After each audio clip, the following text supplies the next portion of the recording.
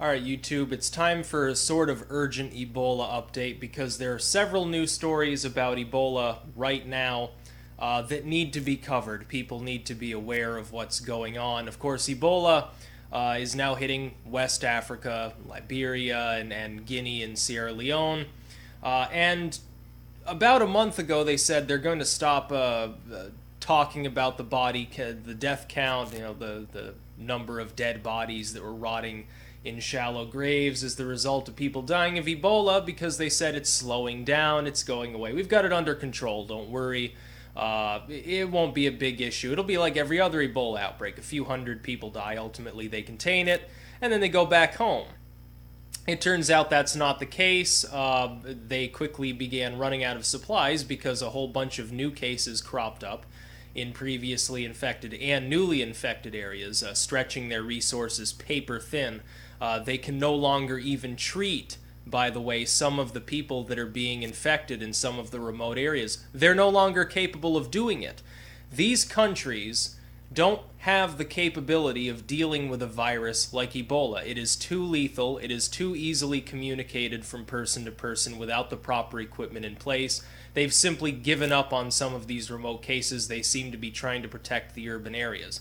It's now in 4 countries, though. The first piece of news is that the first case has arrived in Nigeria, and in the worst possible location that it could possibly have hit, anywhere in that region of Africa, which is the international airport at Lagos.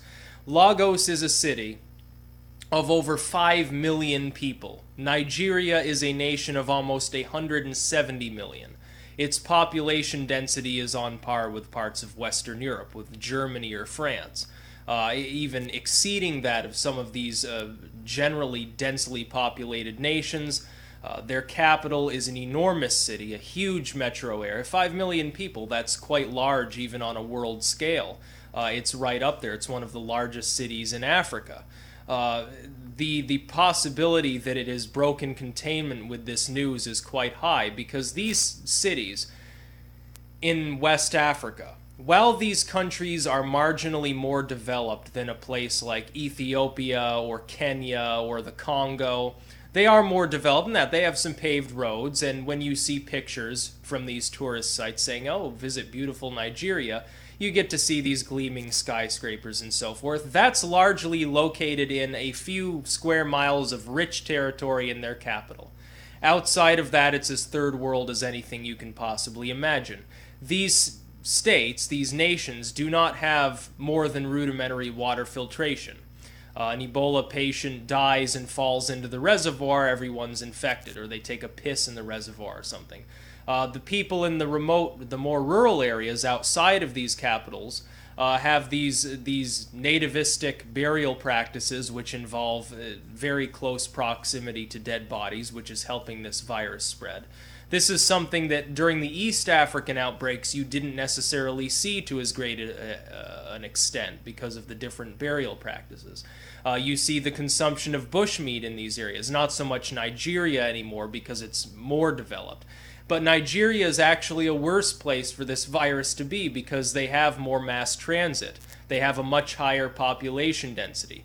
And yet still you don't have what you would consider modern medicine on any great scale, outside of a few urban centers and outside of a few hospitals within them. The danger is that because the density is so much higher, remember, this is the first time Ebola is in any large city. With Conakry and Freetown that it's already hitting, these cases are rapidly increasing. Lagos is an order of magnitude larger than Conakry. It's literally about 10 times more population than either of these other cities. It's extremely worrying. The other piece of news is that the top Ebola doctor got Ebola. Now, I have to ask you this.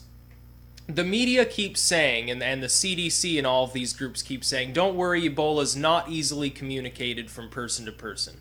And yet people wearing hazmat suits with proper equipment and years of training, who are medical professionals often schooled in Europe or the United States, are contracting the disease in their laboratories while caring for these patients. There have been several nurses that have died now of Ebola, who have contracted Ebola. These people are wearing full-body hazmat suits. They are not coming into proximity with bodies or with the sick without proper equipment on, and yet they are getting the disease. How is that possible if it's not easily transmissible? I have to wonder, are these people simply not taking their job seriously? It's gotten to the point that the thing is this.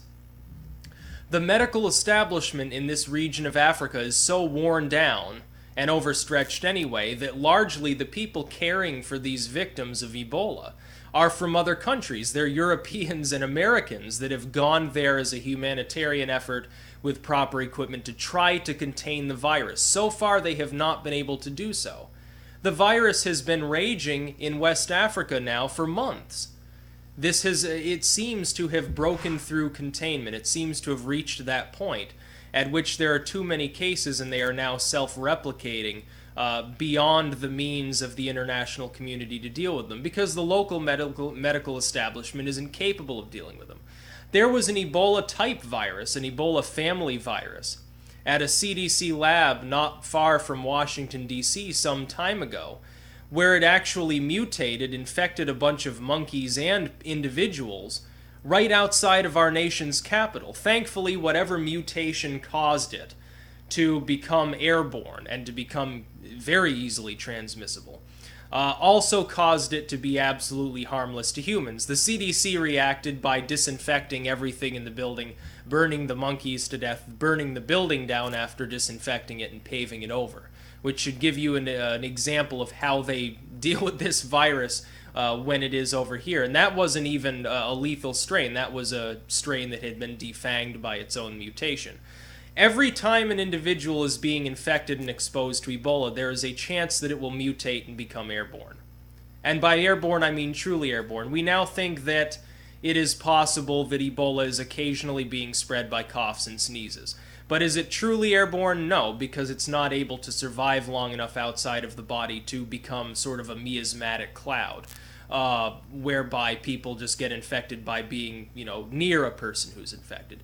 If that happens, then hell breaks loose, because then all of a sudden it's already in these urban areas, and all of a sudden people start dropping like flies. It would be a little bit like Dawn of the Dead or something like that. All of a sudden everyone you know is becoming ill. People will simply run for their lives. They will scatter from these states into other states. There will be infections spreading.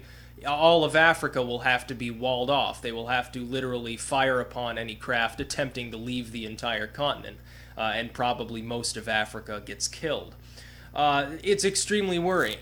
Like I said, then they're already reported, and most people don't even realize this because they haven't been keeping up with it.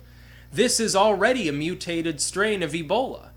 This has been verified as a mutated strain of the Zaire Ebola, the most deadly one. It is slightly less deadly, as we can tell just by looking at the number of infected and the number of deaths. About 60% lethal instead of sometimes upwards of 70 up to 90% for some strains. So it's become slightly less deadly. That's actually a bad thing, by the way, because then somebody gets sick, starts recovering, and then goes out while they're still capable of infecting others. They feel fine. Everyone around them starts getting sick. It appears to be more communicable, again, because you've got these doctors and nurses getting sick from Ebola, even though they're wearing proper protection.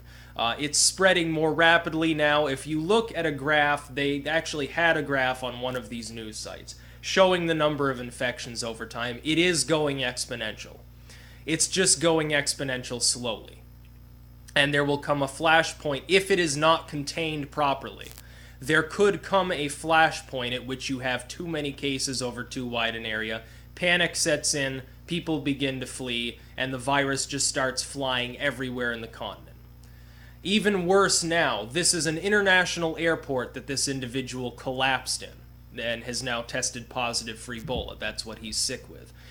If it infected other people on that flight, Lagos International Airport is not like the international airports in Conakry or Freetown, which primarily surface areas in Africa. Lagos is different. This is a mega city. This is a large metropolitan area, not just a relatively large city. This is a massive city. This airport feeds out to all parts of the world. It is a major airport, a very large airport. That increases the chances that somebody will take this sickness to the Western world. And even though people may claim with their normalcy bias, well, we've got modern medicine, so it's no big deal. If it hits any of these extremely overpopulated, densely populated areas in Europe, parts of the United States, it could go exponential there as well. Because Ebola does not care if it's in a sterile environment. It's still capable of spreading. You don't need dirt roads and sewage everywhere in order for Ebola to spread. It might be conducive to it. It might mean that people have weaker immune systems in general and are more susceptible to getting it, but overall, its spread isn't going to be stopped simply because you're in a quote-unquote clean environment. Again, it could mutate again at any time. Tomorrow it could mutate, become fully airborne and 99% lethal, and start burning like a wildfire across the entire continent. Whenever this disease crops up, why do you think the international community moves in like lightning, just like that, and starts containing things? Because that's what it's truly worried about. The international community ultimately, and we can see this in the treatment of Africa by the Western powers, we can see this. They don't care about these African nations beyond the resources they can extract from them. They do care, however, if a virus mutates and starts killing off hundreds of millions of people, because there's the potential for it to escape Africa. Thankfully, Africa is mostly this gigantic continent. It's not connected to the other continents except through Egypt. And Egypt has more of a ready medical system capable of dealing with these things even after their revolution. But right now it's in Western Africa. Again, for the first time in human history, the virus only was documented in the 50s. Even if it existed before that, the first time that the Western world became aware that this horrible virus existed was the 1950s. Since then, we've noted several mutations. It mutates readily. It mutates fairly quickly compared to most viruses. It's not like rabies or AIDS that tend not to mutate at all. It's not mutating like influenza, but it is apparently capable of mutating readily. This is a huge risk to the rest of the world. The international community needs to do more. If we allow the virus to simply spread and continue to butcher its way across West Africa, there will come a point at which these urban centers in particular will begin to panic. I have a feeling that when the media decided, and when the medical community decided briefly for a period of about a month, to stop reporting on the death toll, I have a feeling that they did it not because they thought it was contained and they just made a mistake, because it never was contained and it was clear that was the case. I have a feeling they did that because they were afraid that if the African individuals in Nigeria, in Ghana, and Liberia, who some of them do obviously have internet access, got wind of this fact, got wind of the fact that it was still killing people and now thousands have been infected and hundreds have died, that it would cause mass panic. That the story would spread even ahead of the virus and that these urban areas would see an exodus, which would simply bring the virus to new areas. Mali had a scare not long ago where they thought the virus was in their capital, in Bamako. There was a scare in Ghana. They thought that it had hit Ghana. It turned out not to be the case, and these people actually had some other sort of hemorrhagic virus. But they're saying now also, a few days ago, it was reported that now it looks like it's inevitable that Ghana and Mali will be infected. Because of the movement of people back and forth across these borders, it now seems unlikely that it will be contained where it is, and now it's in Nigeria. Every state it's being found in for the first time. This is the first time in human history that we know of that it has hit any urban center, let alone the capital of Nigeria, which is marginally more developed and far more densely populated than any of its neighbors. It makes the population density of Sierra Leone, it's like comparing New York City to Kansas. There is no comparison. This is a nation of 170 million people that's not that much larger than Texas. It is very densely populated. The problem being it can spread more readily under those conditions. People are in closer proximity. There's more mass transit. People are crowded together more often. If this person hadn't collapsed in the airport, then it would probably be even worse, because then they would be in proximity to other people, but they've already been on a plane crowded with other people, in an airport that's probably heavily crowded. There is the potential now that there are people in Nigeria that have been infected with Ebola that are currently, as we speak, transmitting it to other people. And now you have the impending, let's face it, death, most likely, of the top Ebola doctor, I believe, in all of Africa. It's either the top doctor in Sierra Leone, which isn't saying much, let's face it, or the top Ebola doctor in the whole damn continent, who has Ebola, along with several of the nurses on his staff. As the health professionals dealing with it also begin to get infected, there's always the likelihood that others will simply give up, say, fuck this, I'm moving out into the middle of the woods, I'm not dealing with this, and then they abandon their posts.